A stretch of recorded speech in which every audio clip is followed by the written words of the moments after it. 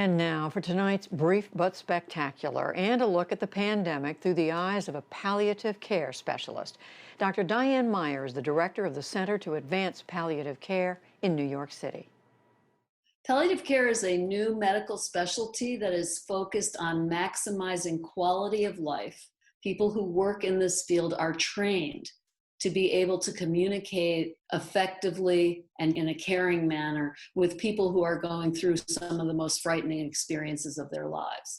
And unfortunately, that is now happening on a scale that none of us have ever experienced before.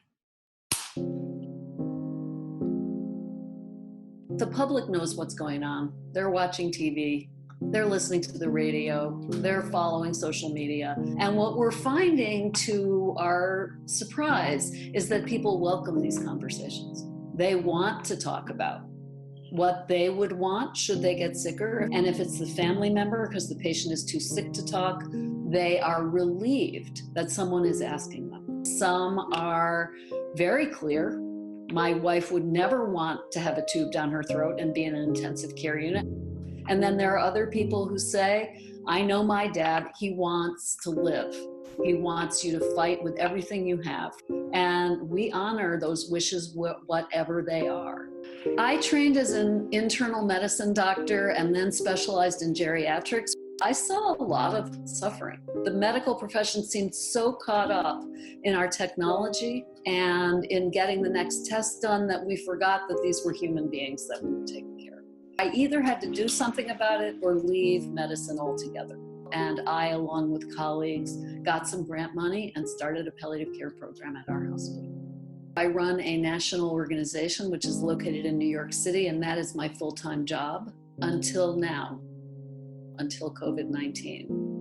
Now I am all hands on deck, contributing my time to those conversations with patients and families by phone that frontline clinicians don't have time to have.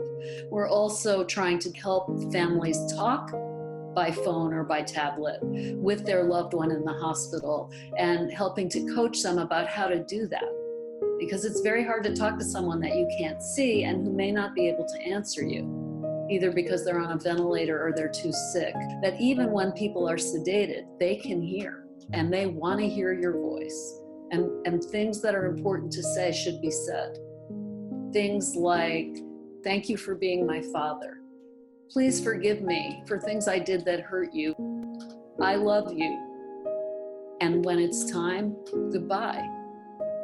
The benefit of being able to say those things to someone you love while they are still here is incalculable. And it's our job to make sure that people have that opportunity. My name is Dr. Diane Meyer, and this is my brief but spectacular take on how to show compassion during this COVID-19 pandemic. So thankful for what she is doing. And you can find all of our brief but spectacular segments online at pbs.org/newshour/brief.